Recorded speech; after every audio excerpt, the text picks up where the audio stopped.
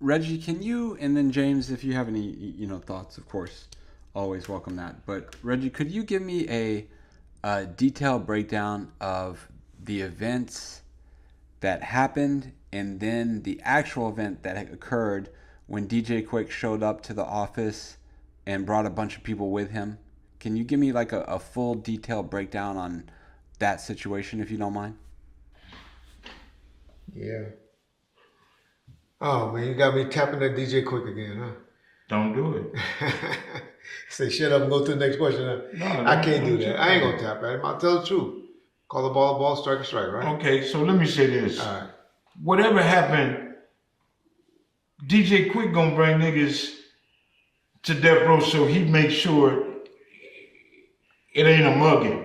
Niggas ain't getting their ass whooped up in there. Because you know if you come to death row by yourself, you ain't walking out of there. Something gonna happen. So, come on, man, it's only right. Let me tell what happened, and then Okay, I'll let you do it. Come on, man. What happened was, it's crazy. Suge, I had a house that was getting ready in Porter Ranch where DJ Quick was living at the time. And so we went to his house like 2 or 3 in the morning. Suge just wanted to talk to him. Unfortunately, I mean, I get it. Going to people's houses 2, 3 in the morning, that ain't cool. That ain't cool at all. Especially without calling and giving the heads up. But we showed up at this man's house at 2 or 3 in the morning. Apologize for that, DJ Quik. We out of line.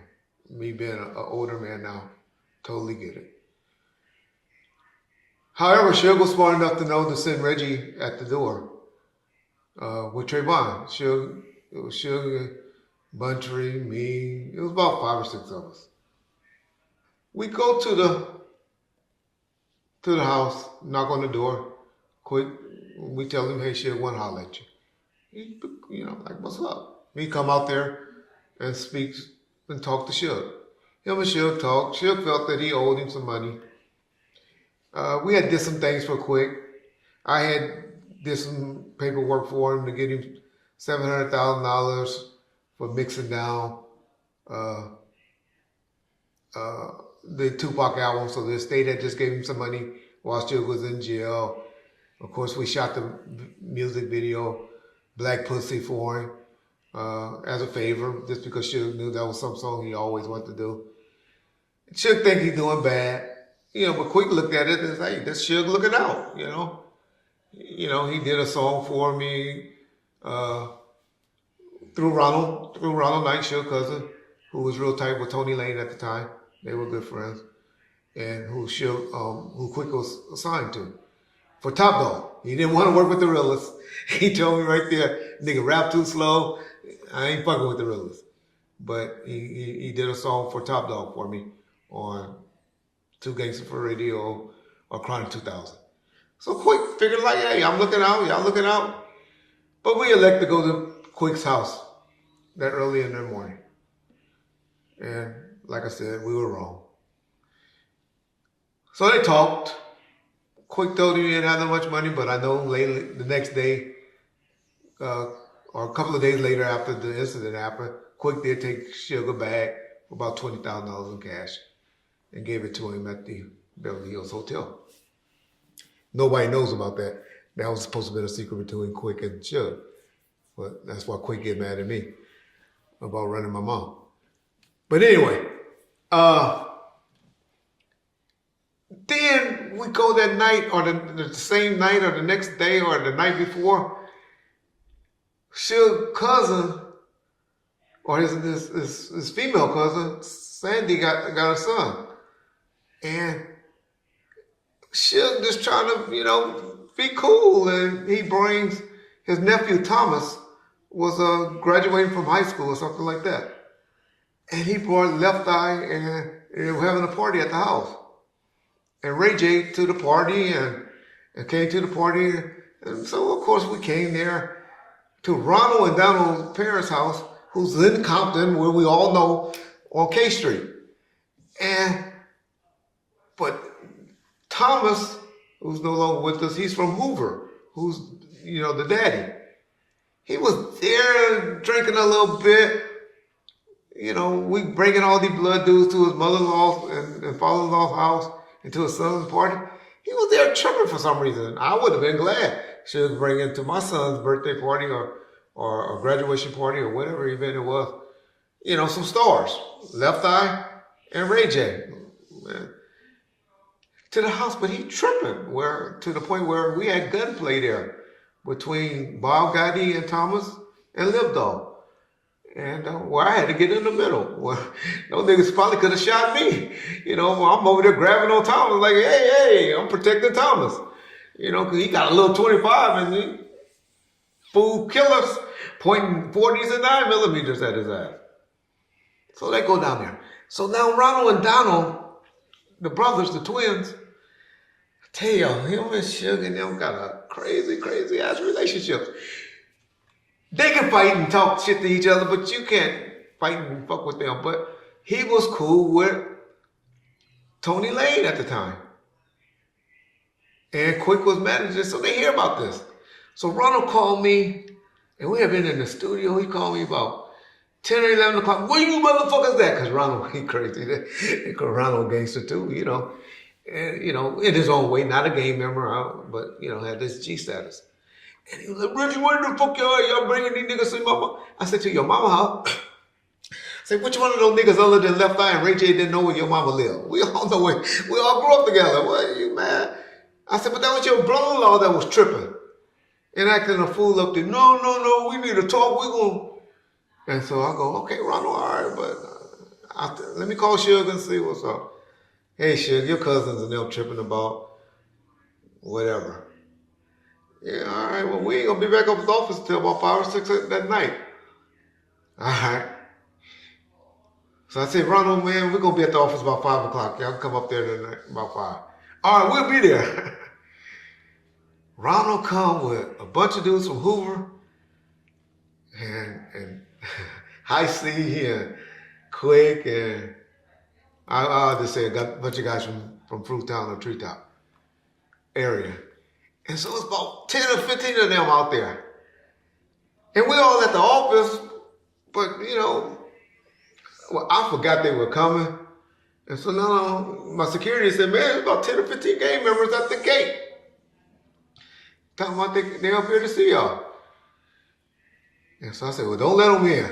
Don't let them in. We'll be down there. So I'm going to tell Suge, hey, shit, man, Ronald down there with a bunch of dudes. They down there tripping. He like, all right. Not thinking nothing about it. Suge like nonchalant, all right, because they're cousins, you got to remember.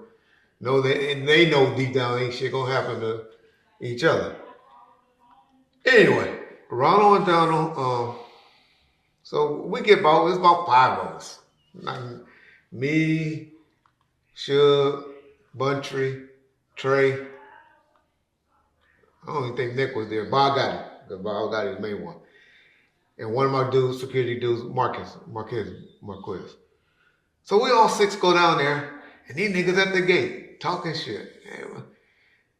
And so she was like, what the fuck? You bringing these niggas to my house? And I'm like, Ronald, y'all tripping. Your brother-in-law, Thomas, was the one tripping. He was the one tripping. And, but nobody want to listen to Reggie. And so they going back and forth. And so Suge saying all of these Fruittown Treetop dudes over there. And he's like, what's going on? Y'all with these Crip dudes? But Hoover, y'all got to understand, Hoover don't really, they go blood and Crips. They kind of neutral. They gangsters. But they over here, and they over there with the one on got, little short dude got this like an assault weapon with the gun behind him. I'm like, oh, wait a minute, Ronald. I mean, Suge, these niggas up here serious. So the confrontation went back and forth. Well, now they want to fight Gotti, because Gotti was the one that, my boy Bob Gotti, that pointed the gun at Thomas. Some words behind that, and Donald Knight was the peacemaker that night, to be honest. Not Reggie, Donald.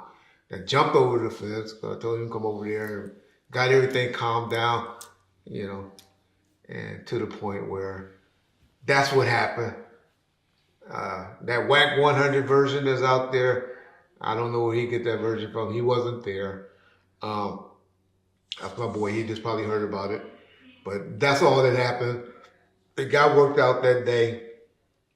And so why they doing this over the gate? Why y'all didn't open the gate? Well, that's Reggie, right? I ain't letting 15, 16, it was only 5 of us. There were 15 and 16 dudes in the gate with all those, they got guns and assault weapons and all that. They ain't had no business going on there. Gotti was strapped. Gotti was strapped. Oh, sure. Bob told him. Because that's what Ronald wanted to fight. You know, he wanted to, and Bob was like, I ain't doing no fighting. You know Gotti.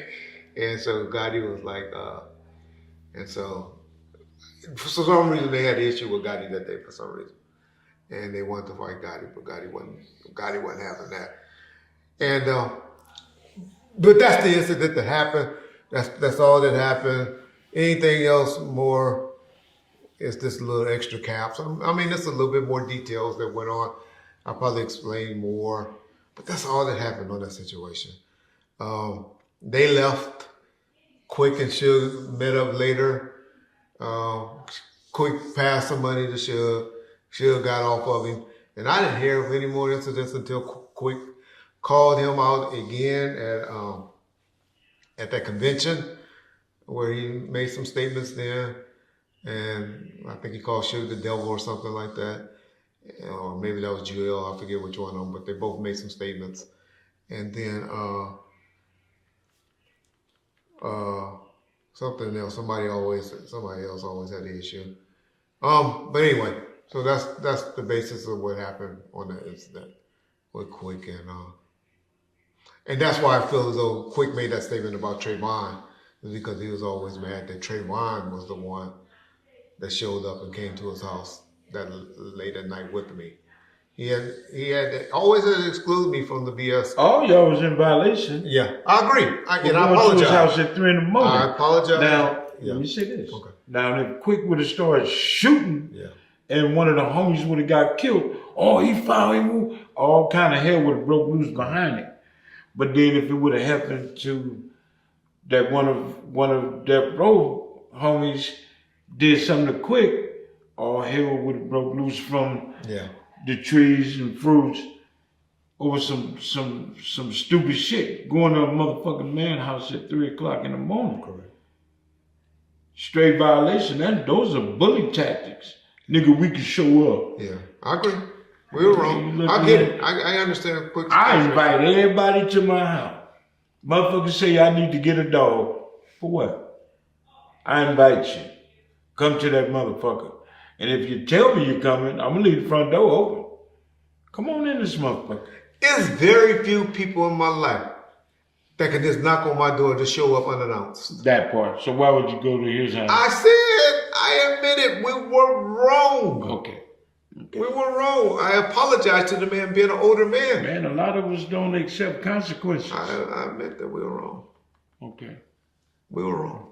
Now you heard him quick. This is the first time this motherfucker admitted that he was wrong ever. Yeah. That I've heard. He's saying he's wrong. And you apologized too, didn't you? I do now. I never have before. Okay. But I did. I do now. He only did that because I was a big boy about it. Yeah.